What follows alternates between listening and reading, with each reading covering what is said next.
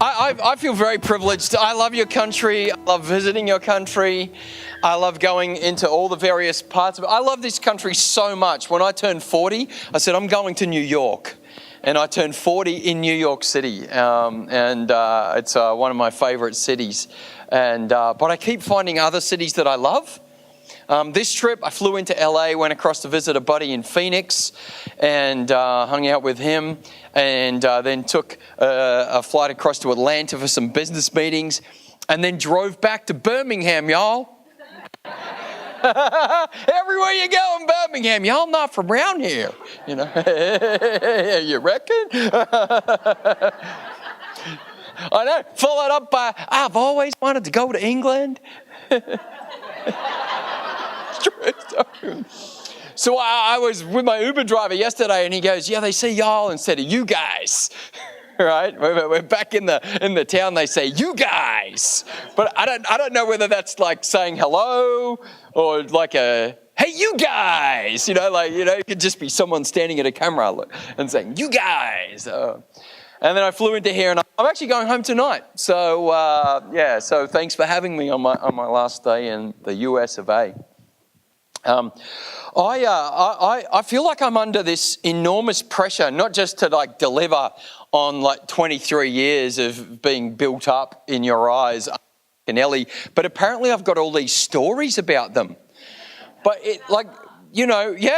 but like this is 23 years, people. I've forgotten, all right? And I don't know about you, but I get better as I get older, right? So I know Mark does. One. Oh dear. We'll talk a bit about them. But what I want you to think about, your best mum meal. Can anyone think about when they think about their mum? Well, I grew up in a pretty traditional household. That might not have been your story. Forgive me if I'm not quite getting that right. But your best mum meal. All right, I'm one of 5 kids. I'm the middle. You're thinking of it. You're thinking of it now. Now, I want you to concentrate for the duration of this message. All right? I don't want you to be distracted by whatever it is that you're thinking about right now. All right? These are in order my most favorite mum meals. My mum's English, and she came to Australia on a boat. Right? She turned 80 last October, and she came to Australia on a boat, and she said to me, Rohan, I got off the boat and I felt I was home. That's what she said to me. But in order, my mum makes the best homemade burgers. Oh my goodness, she chops up a little bit of onion, a little bit of carrot. And in my country, we have this sort of bread-based thing called hamburger helper. I know. I mean, isn't that just a great name for something that makes hamburgers better? It's the hamburger helper. And my mum makes the best burgers, and she fried them. Oh man, I'm hungry. The second thing my mum makes that makes me think about like growing up and all these memories of eating around the table, because we had a 9-foot table in my house. 5 kids, and as we got older, boyfriends and girlfriends and new boyfriends and new girlfriends and then newer ones and then we got married, and then they have got grandkids. And my mum's lasagna is off the chain. It's off the chain. Apologies to the Italians I met on Friday night. It's in my country, white people like me are called skippies, right? By the Italians, they call us skippies because it's an Australianism. And it's not. I'm sure it's not Italian lasagna, but it was fantastic. All right, are you thinking about your mum meal? But more importantly, are you thinking about the moments around the meals? Are you thinking about what happens in family when you eat? Are you thinking about what kind of connection gets made when we actually dine together? You see, I'm going to talk about today, let's do lunch. If you've got a Bible, and you don't have to have one, you can open it to Luke chapter 19. But here's the number one. Are you ready? Number one mum meal in my world is roast lamb. My mum was English. We had a roast every Sunday. We actually dined in the dining room with the special plates and the special knives and the special forks. Mum made Yorkshire puddings, which are puddings from Yorkshire. I know. It's like hamburger helper, right? Yorkshire puddings. And she made homemade Yorkshire puddings and mint jam, like mint jelly, and that you would eat with the lamb. And it was amazing. It was amazing. Mum's roasts were incredible. They were absolutely incredible. Because why? And why can I tell you that so easily? Why can I recount the experiences of that so quickly? Because so many moments get created around meals. So many connections get created around food. So many barriers get broken down when we break bread together. When we actually choose to dine. I had the privilege Friday night of meeting and eating with the leaders of the church. And for all of you that were there, I loved it. It was fantastic. Thank you for having me. But we dined, we broke bread, we looked at a view, we talked about what was going on in our life and our world. And something gets broken down when we do lunch.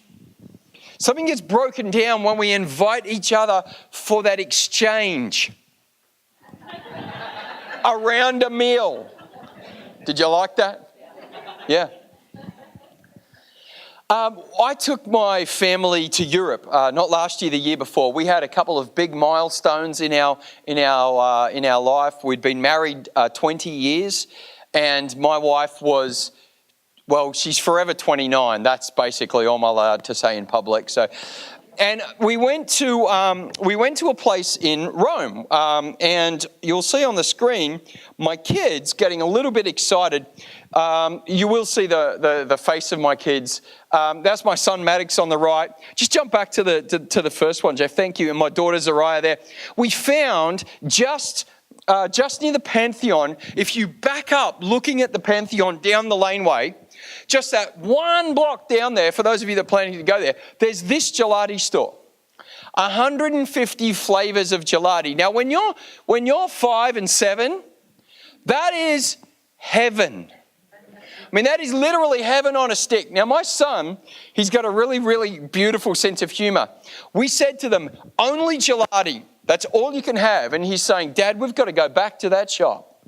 Why do we have to go back? Because it had lollies as well. So he wants us to go all the way back to Rome because they only got to have ice cream at that shop, but they get to have gelati as well. This is their face while we were eating it. That's us. So my wife there on the left, some of you have met her through Propel. My little boy in the back, he's 7 next month. My daughter on the right, she's 9 now. And I think I've got one there too. The next one is actually, that's my daughter turned 9 in February. She made her own birthday cake. Yeah, we bought her, in our country, we call it a mix master. And so is that like a KitchenAid? You're the home of KitchenAid. Yeah, so we bought her one of those to do all the cooking, and it's her happy place. And she made her own birthday cake. It was incredible. I said, sweetheart, that's brilliant. What's for dinner? And she does it. She makes marinades to taste and juices and all sorts of things. She's quite incredible. And there are these moments around meals. Now, in Rome, we were walking through the streets of Rome one night, and my wife loves all things Italian. And we were trying to find another gelati store that we'd been told about. And we're walking down this street, we're walking down that street, and we're walking down this street. And I'm kind of not really sure where we are. And so I see a sort of city convenience store, Rome version. And I said to my wife, how do you say, where's the gelati shop? And my wife says to me in Italiano, I forget how to say gelati. So she says, ho dimenticato gelato. I'm the extrovert in the family, right? I'm the one that talks to people in lifts and says hello in line and all that sort of stuff. So I hear my wife say, oh, dimenticato gelato. And so I walk straight into the shop, put my hands up like this and go, oh, dimenticato gelato. I told an Italian man, I forget gelato. He just looks at me like that. but we found the shop. Isn't that the crazy thing about travel, right? You can say something completely wrong.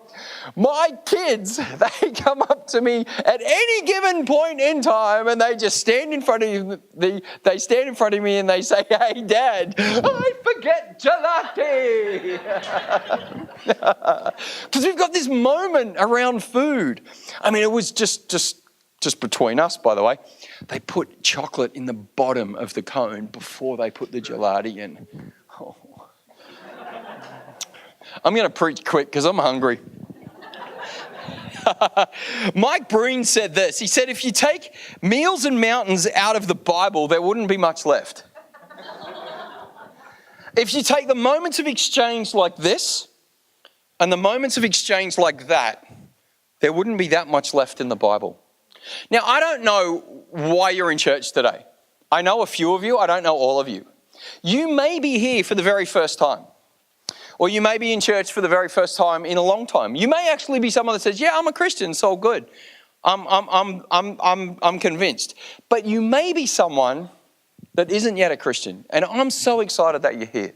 I'm thrilled that you're actually sitting with the Exchange family, thinking about the person of Jesus. That's fantastic. You may actually be here because you've been hurt by church. And I know this is a place where that can change for you. If we have exchanges going this way and exchanges going vertical, there's a whole lot of things that happen in the Bible. Luke 19 tells us a story, and I'll read it to you. It'll be on the screen. It's about a tax collector called Zacchaeus who was impacted by the person of Jesus. And it goes like this. In the city of Jericho, there lived a very wealthy man named Zacchaeus. He was the supervisor over all the tax collectors. There's a story behind that, which we will get to. As Jesus made his way through the city, Zacchaeus was eager to see Jesus.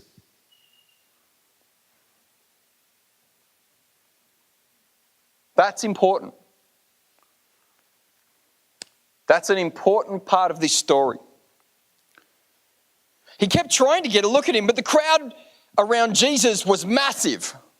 Zacchaeus was a short man and couldn't see over the heads of the people. So he ran ahead of everyone and climbed up a blossoming fig tree so he could get a glimpse of Jesus as he passed by. He just wanted to see him. We once stayed in a hotel that we found out Justin Bieber was staying in. It was really funny. So the whole time we were there were teenage girls lined up both sides of the entrance to the hotel. So one afternoon we arrived and I said to my little boy, he was about 3 or 4 at the time, he's kind of a good-looking kid, as you can see. And I said, I mean by looking at the photo, not by his dad, right? And I said to him, "Hey buddy, walk down the carpet. And as you walk down the carpet, just go, 'No photos, please. No photos. No photos, please.'" So he walks down into the entrance of the hotel going, "No photos, please. No photos, please." This little 3-year-old kid. And that was a win. And sometimes just a glimpse is okay, isn't it? Sometimes if I just see Beebs walk past, yes, I'm winning. Right? If I just see him. You know that trip I told you about for my birthday? I saw Russell Brand in the cafe in Tribeca. I upset Ronan Keating taking a photo of him. Got really mad at me. I'm like, "Dude, you're famous. This happens to you all the time. Get over it." The only way I ever get a photo of myself is a selfie. What are you worried about? He just wanted a glimpse, but look at how the story unfolds. When Jesus got to the place, he looked up into the tree and he said, "Zacchaeus, hurry down.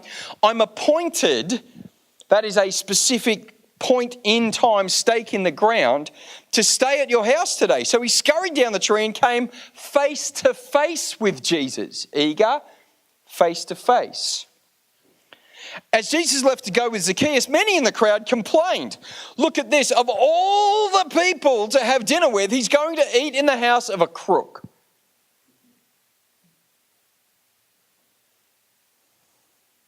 Zacchaeus joyously welcomed, eager to see, face to face, joyously welcomed.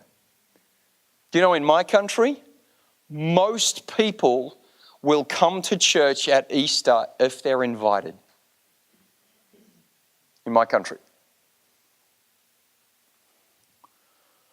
Jesus was amazed over Zacchaeus joyously welcomed Jesus and was amazed over his gracious visit to his home. Zacchaeus stood in front of the Lord and said, half of all that I own I will give to the poor. And Lord, if I've cheated anyone, which he had, and everybody knew it, I promise to pay back 4 times as much as I stole. And Jesus said to him, this shows that today life has come to you and your household, and you are a true son of Abraham. The Son of Man has come to seek out and give life to those who are lost.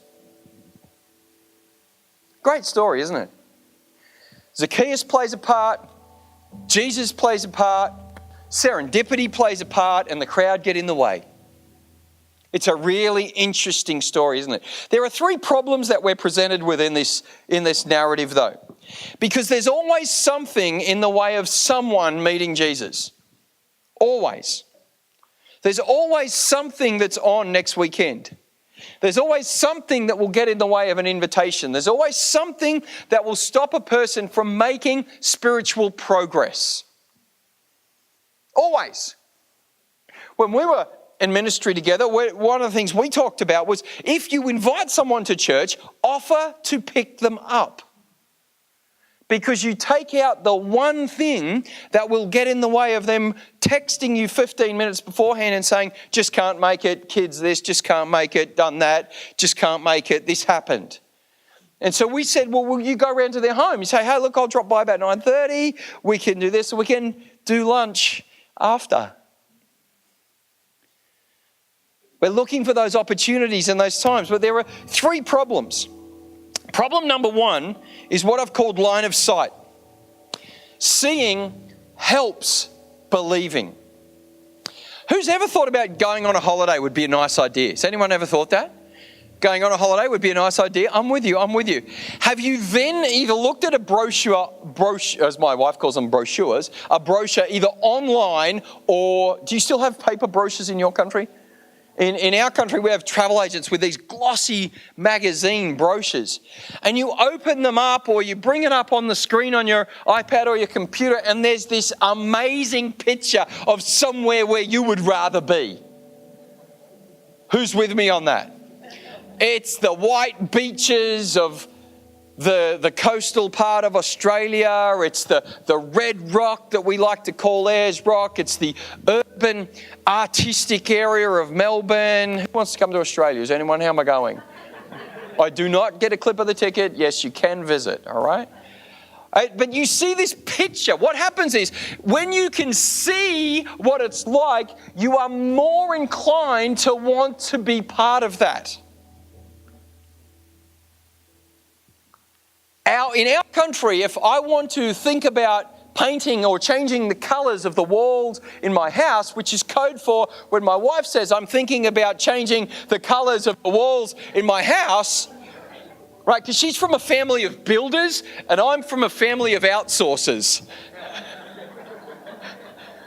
So when she talks about remodeling, she's talking about moving the whole side of the house 6 inches that way. All right, or taking my media room, which is the only room that's distinctly male in the whole home, right, and putting a whole huge French window in it so we can see the kids playing in the outside. Go, they're fine. At least one of them will come and get us if something's wrong. That's what I said. That doesn't fly in my home or my marriage, but I still say it. Right? So in my country, you can go to a painting website and use a technology called augmented reality, and you can actually put a photo of your wall into the website and then change the colour so you can see what the colour would look like on your wall in your home with your furniture. Isn't that amazing? Amazing. We were here for some work and some ministry last October, and we took the kids to Disneyland. And my poor son, I felt so sorry for him. He was 2 or 3 centimetres too small for the big kids' rides at Disneyland. But the kid's an optimist. I've got to hand it to him. He now understands there is a reason to return. I'm like, you're 6. Why are we negotiating this? It's like, Dad, can you teleport me to Disneyland? I want to go on the Incredicoaster because I'm tall enough. Because I went on with my daughter, we went round and round and round, and my stomach went round and round and round. We got to 3 and I said to my daughter Zara, Daddy's just going to have a little walk. Right? As I kind of settled myself down. And we watched the Star Wars land get built. Do you know one of the experiences, you can't even call it a ride anymore, one of the experiences in the Star Wars land is you go with 3 other people, you put virtual reality goggles on, and you determine the experience that you have together in that ride. And you do it in a virtual reality way. Right? Because when you can see it, when you can experience it, when you can imagine what it is like in front of you, it becomes more real. Seeing helps believing.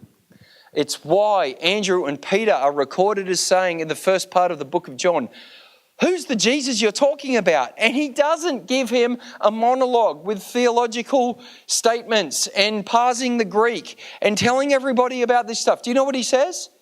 He says, come and see. Come and see. Come and see next week. Come and see at Easter. Have you ever had the opportunity to be invited to church? Well, no, I haven't. Well, I'd love you to come and see. I'll pick you up and we'll do lunch. Because seeing helps believing. If you're de-churched, so you've been hurt by church, sometimes seeing somebody that's perhaps got it a little bit more together than the person that hurt you, or perhaps got a little bit more maturity than the person that deceived you, seeing helps believing again. Our kids are 9 and 7 next month and they have vision boards. There are different things on our vision boards.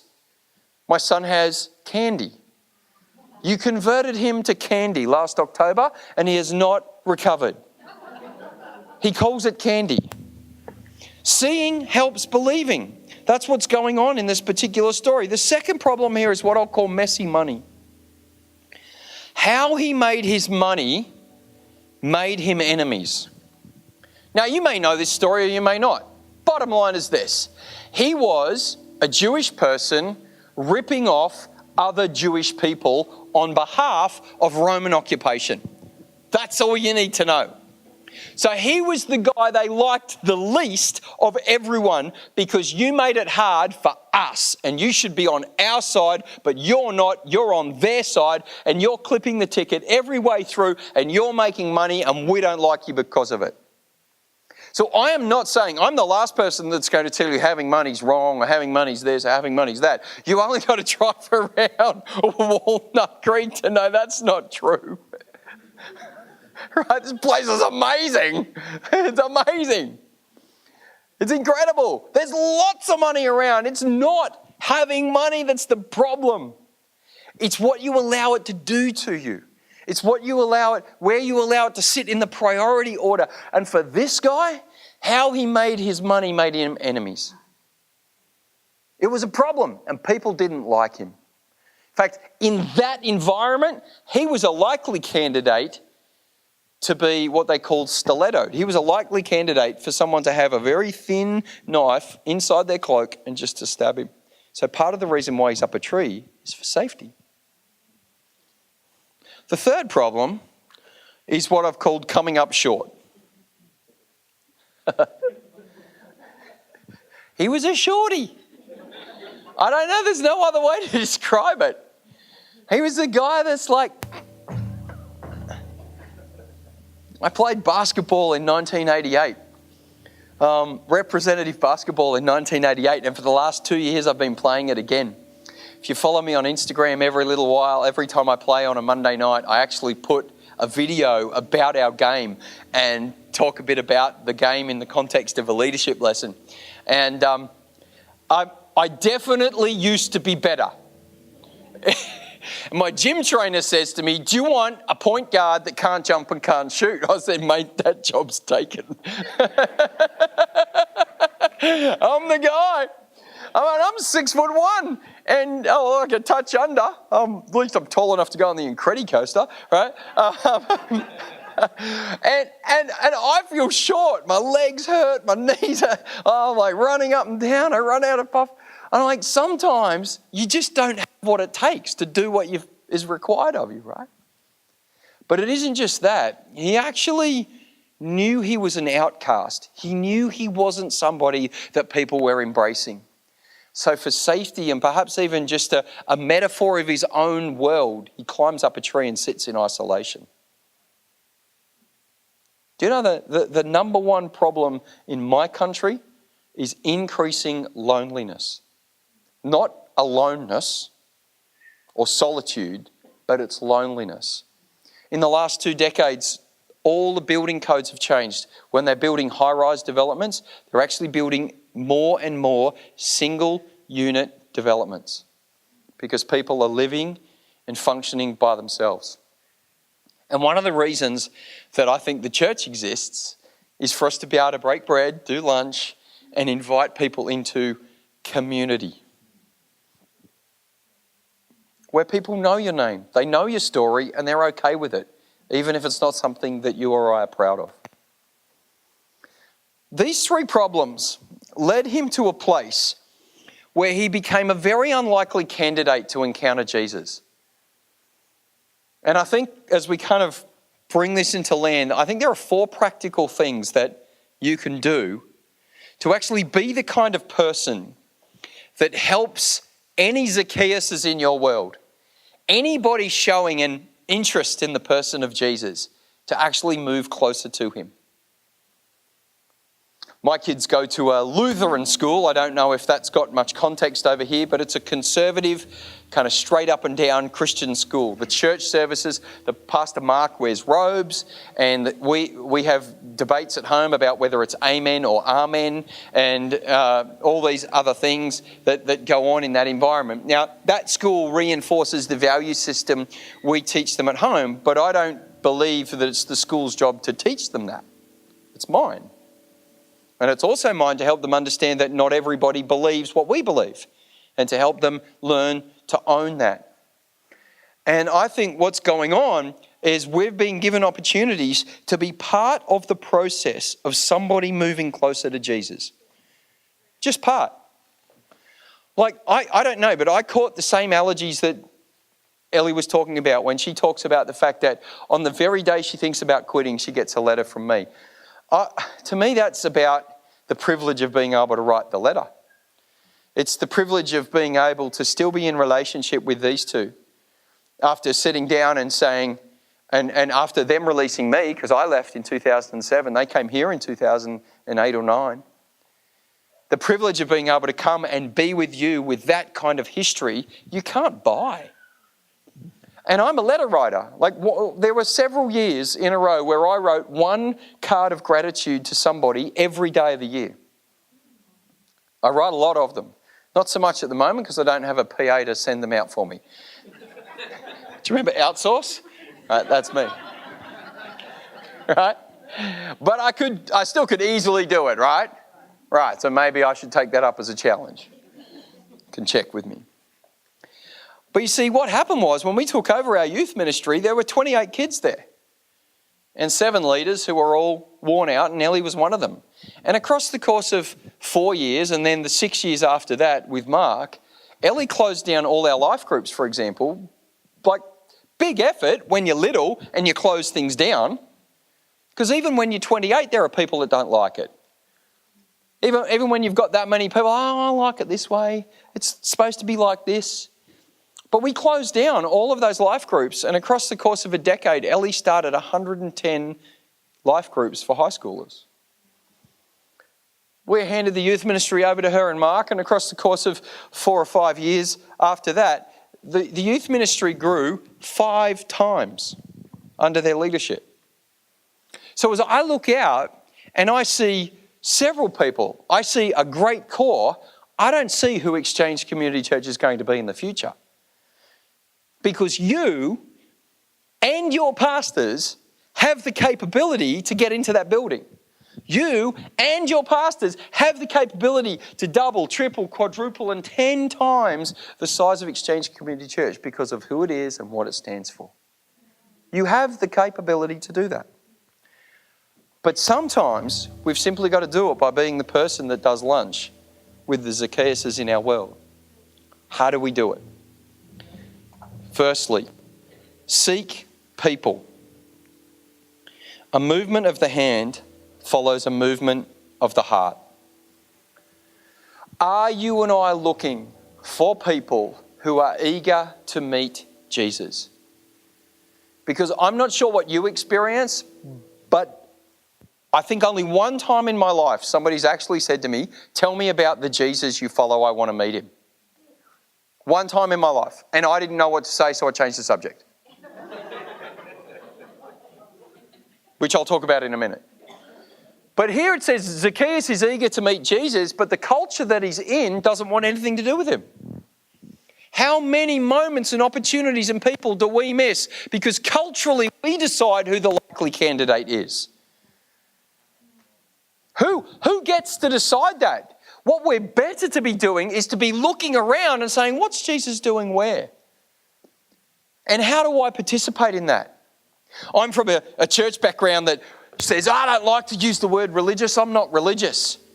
And we get religious about not being religious. Whereas every one of my unchurched, de-churched, don't like church friends have no problem with the word religion. And I'm talking to somebody the other day and she says to me, can you tell me about the lovely test? I'm like, how do you know about the lovely test? She said, well, your son just said he wasn't going to play that video game because it didn't pass the lovely test. And I said, before I tell you about the lovely test, how much do you know about church? People that are Christians, I don't ask them that. Right? People that aren't Christians, I say, well, how much do you know about church and what's your opinion of it? Because I don't need to defend the one that flung the stars into space, right? I don't need to defend the one that's put the planets on the axis and got them spinning around so that they don't largely bump into each other, right? Not in any, catastrophic ways. I said, so what do you know about church? And so she went on to tell me about her church experience, which is opposite to her husband's church experience, but they're looking for a new church and they're not sure what to do. So I said, so the lovely test comes out of that letter where Paul writes to these people in Philippi and he says, whatever's good, praiseworthy, nice, lovely, think on these things. Because we want to help our kids make good decisions. So all we say to the kids is it lovely? Does it pass the lovely test? And if it doesn't pass the lovely test, don't look at it, don't watch it, and tell us. Because I'm not sure if you know this, but people are advertising stuff to your kids and mine through the apps that they're playing. They might be playing apps that are age appropriate, but the ads they're seeing are not. So we need something in place that says, does it pass the lovely test? But I say to her, so what do you know about church? Same party. Talking to Justin. What do you do during the week, Justin? I do this, I do that. I'm in tech. One of my consulting business focuses on people that are, in tech and in finance and engineers and all that sort of non-people stuff because I help them be people. And I said, well, how much do you know about church and religion? He goes, insert multiple swear words, finish sentence with nothing. All right, good to know. Now, I can't have this conversation with my friends in Birmingham, y'all. Because, I mean, you're talking about everyone goes to church. And if the ones that don't think they do because it's online or whatever it is. I'm talking about San Francisco. They left church behind years ago. You live in a world with the Justins. You live in the world with the Denises. You live in the world with people who you can start a conversation with and all you need to do is look for the movement. What's their response? Are they upset, happy, angry? Secondly, prepare your table. Be ready for the moment of movement. Prepare your table. Here's a dare. I know you can't bet in church, so I'm going to pull it back one notch and give you a dare. I dare you to come to church next Sunday with at least 2 places prepared at your lunch table for someone you don't know. It's amazing what follows preparation. The story of Charles Lindbergh travelling with his friend, Frank Samuels. Frank Samuels is asleep in the hotel room and wakes up in the middle of the night. Charles Lindbergh is sitting with his back up against the wall looking out the window, and he says, "What are you doing?" He said, "I'm practicing." "What are you practicing?" "I'm practicing staying up all night." And then he flew solo and stayed up all night. It's apt that a golfer today, no one check the scores. Again, Mark, don't check them again. 20,000 strikes of the ball for it to become automatic. And they're shooting 65 to 72 in a round. That's a lot of practice. That's a lot of preparation. I say it this way, getting ready is just as important as being ready. To the young adults in the church I used to lead, I used to say to them, don't focus on getting married. That's a bit awkward, right? Especially as you get a little older, if you focus on, I just want to get married, like the lady that saw a man at a party. She said, "You look like my fifth husband." And the man says, "Lady, I'm astonished. How many times have you been married?" She said, 4 times. That one kind of lands a little bit, doesn't it? You know, you sort of walk, yeah, that's actually, it's kind of funny. So I say to our young adults, don't focus on getting married, focus on being marriable, because that's so much sexier. I literally say that word in church, in Australia. I say the word sexy. Because when you focus on being marriable, you're actually taking responsibility for what the future might be. Parenting is exactly the same. We compare and we do this and we do that, but we can focus on being a good parent, being an effective parent, being an appropriate parent, and learning from each other. But we're actually preparing for that all the time. I'm into the next stage now. All right, my daughter's got the pretty dresses and the earrings, and we go on dates, and she holds my hand, and then these words come out of her mouth. She said, "Daddy, when I'm married," I'm like, and we got strict gun laws. All right? And I'm walking along holding her hand and saying, "Darling, we are so excited about that. But I just want you to know, Mummy and Daddy are going to be quite involved in that process." Because when we focus, getting ready is just as important as being ready. There's no point, right? If you get into a car but you don't know what the brakes do, it's no good, right? You've got to know what they do before you need them. Preparation is a real key. What does it say about faith and expectation? If we go, I'm going to come next week ready to do lunch with someone I don't know. And maybe, just maybe, lunch next week is the equivalent to somebody's letter in a letterbox. Number 3, you can come up now, Gabe. Number 3, ignore the critics. Ignore the critics. Criticism reveals the heart of the criticizer. You know what's interesting here? The people that liked this the least were the people that felt like they were owed the most.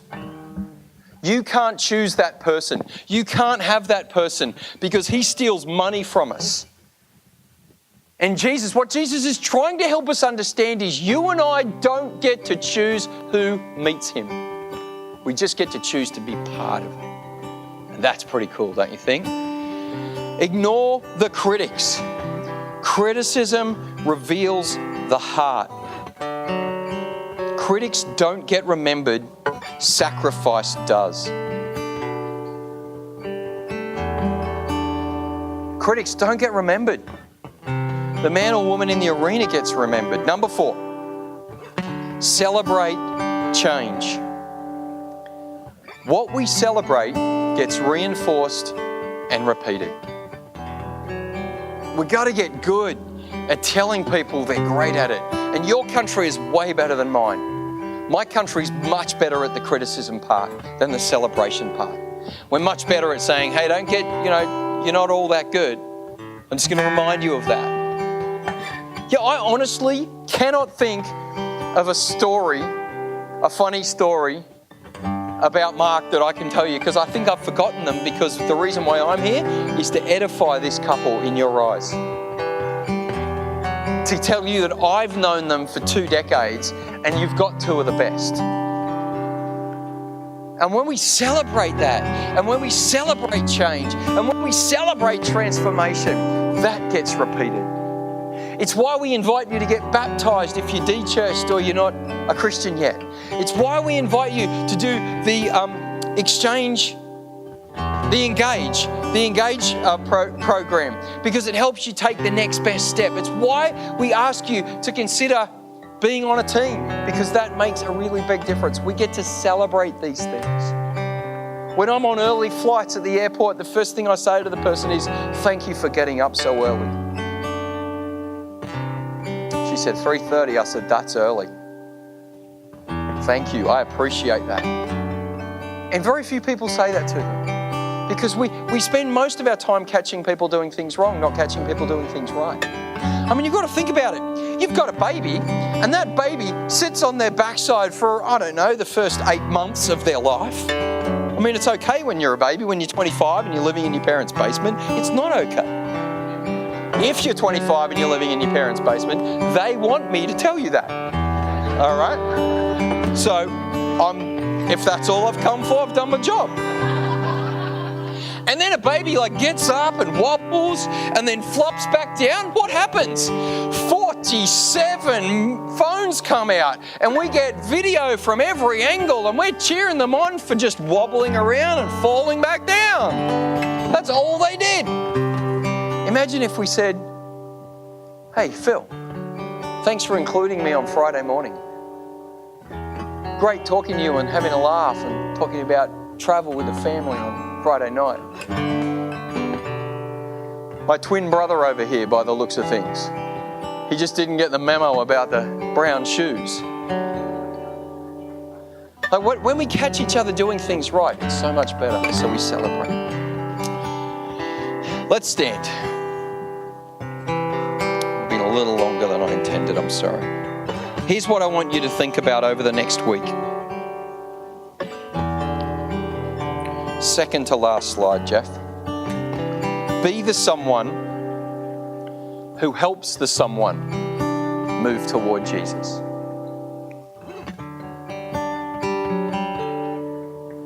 Seek, prepare, ignore, celebrate. Be the someone who helps the someone move toward Jesus. And it might simply be, hey, that's Dave. He's all right. Good start. Let's start there. Or it might be, hey, I'm up a tree trying to get a glimpse of Jesus. And you're going, come on down, let's do lunch. Amen? Amen. I'd like everybody to close their eyes. I want to pray for two groups of people. I'm not good at a lot of things, but I know there's a couple of things that the Lord's put on my life that I want to pray specifically for this morning. But the first group of people I want to pray for are people who are here and they need to decide to follow Jesus for the first time or the first time in a long time.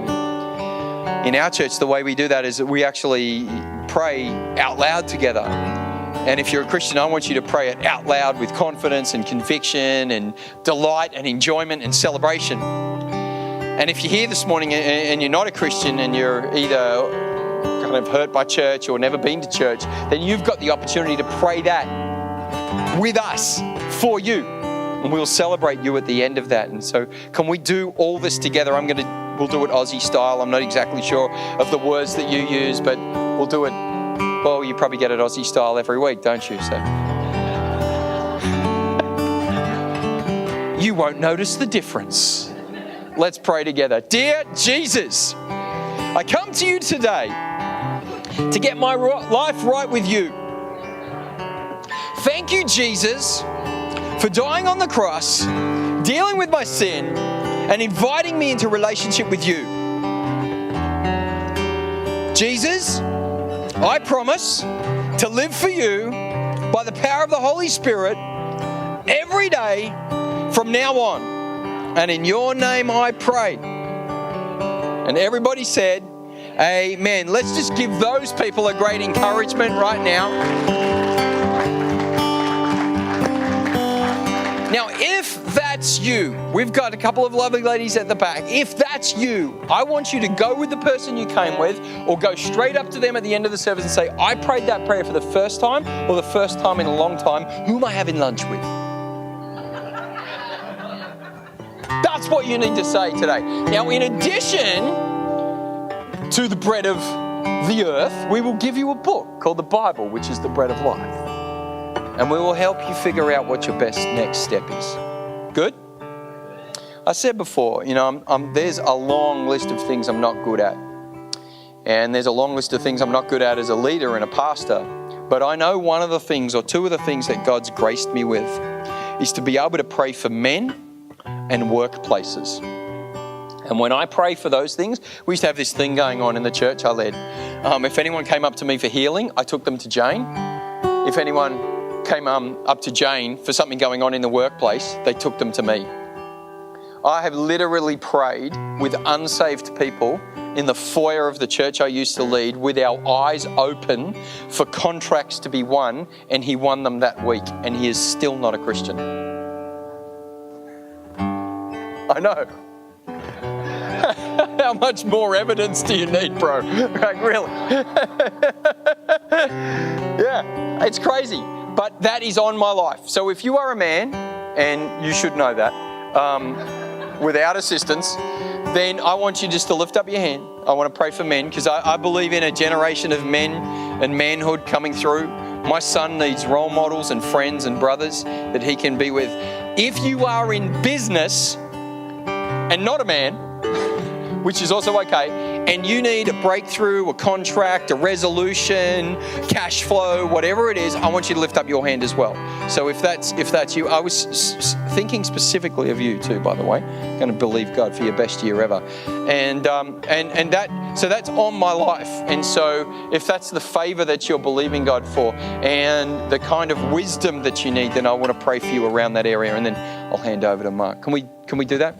Lord, I just stand before you right now in front of this amazing community, and I pray for every man, everything they represent, every story that they've got, every thing that they tell themselves about their manhood and their identity and their courage and their faith. And Lord, I pray for confidence to be their portion. I pray for security to be their portion. I pray for identity to be their portion. I pray for hope to be their portion. I pray that they would be good men, good pillars, good husbands and good fathers, Lord, that they would be able to reproduce themselves and carry on what good, godly manhood looks like in the name of Jesus. And look, Lord, I look across this place where contracts need to be signed, where profitability needs to go up, where cash flow needs to increase, where problems need to be resolved, where wisdom needs not just to trickle but to flood into the workplace. And Lord, I declare over every work situation right now that the word works in your world. The word works in your work. In Jesus' name. And Exchange Church said, amen. Come on, give God a hand. God bless you. Thank you so much.